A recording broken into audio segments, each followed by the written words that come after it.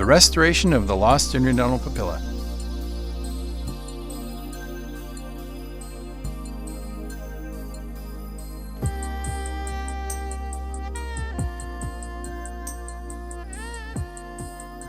In nature, we notice when something is missing. Now, using microsurgical techniques, we have the ability to restore lost papilla. To close the interproximal space, we are generally concerned with three possible approaches. The first method is orthodontic root approximation to close or pinch down the tissue space. Proper root alignment causes space closure and a pinching down of the interdental tissue. Incisal edge wear will become more obvious, necessitating restoration.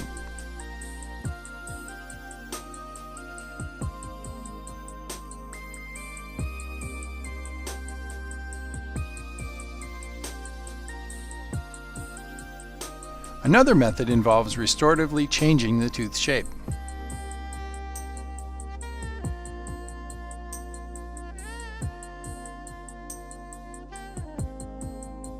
A third approach is a surgical addition, which is what we will demonstrate in the animation.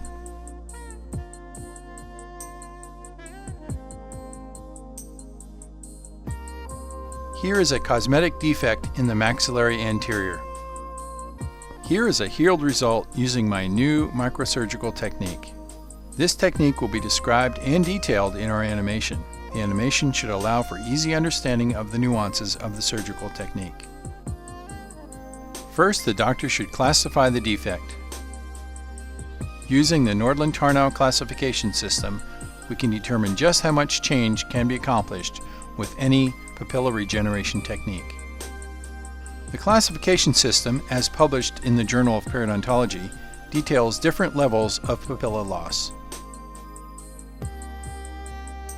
A normal interdental papilla fills the embrasure space to the apical extent of the interdental contact point.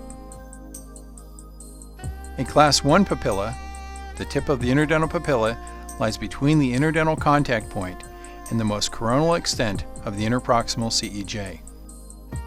A Class 2 papilla has the tip of the interdental papilla lying at or apical to the interproximal CEJ, but coronal to the apical extent of the facial CEJ. A Class 3 papilla, the tip of the interdental papilla lies level with or apical to the facial CEJ. Here you can see the typical 7A scalpel handle with the 15 blade. Using a straight scalpel necessitates releasing incisions and larger incisions. You can get a sense of the large size of the classic 15 scalpel when we compare it to the new micro-scalpel blades. This particular blade is the Nordland 6900 blade. The mounting of the scalpel blades is quite different from that of traditional blades. The newer scalpel blades mount on a rounded handle.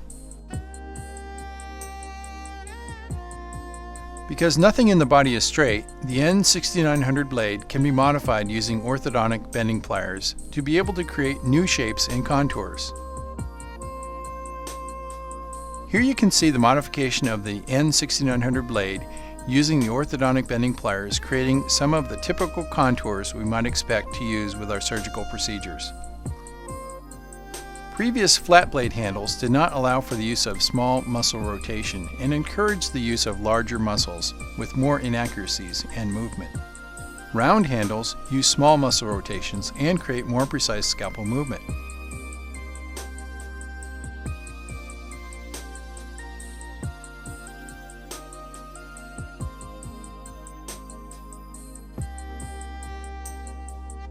First, measure the desired gingivo-incisal height.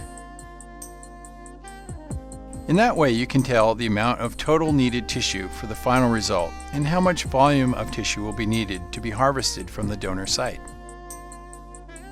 Usually, I will start with the scalpel unmodified. A sulcular incision should be extended circumferentially around the adjacent teeth to the crest of bone. Later, the scalpel will be modified to form a J-hook contour. A split thickness dissection is used on the facial with a second customized angled blade. Papilla mobility is achieved through a split thickness dissection under the facial tissue extending up through the attached keratinized gingiva past the mucogingival junction. The doctor must evaluate the amount of tissue needed and choose a donor site with adequate tissue dimensions. The desired gingivo-incisal height to be augmented must be measured ahead of time. Once adequate donor tissue is harvested, a lasso suture is used to pull the tissue into position under the undermined papilla space.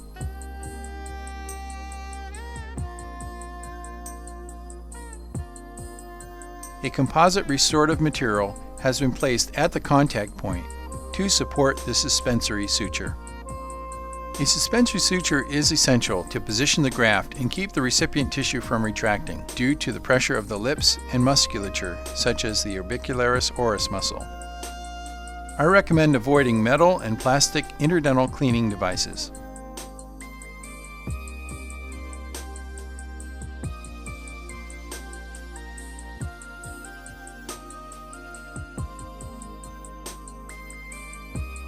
A surgical dissecting microscope will enhance the visibility in this tiny microsurgical environment.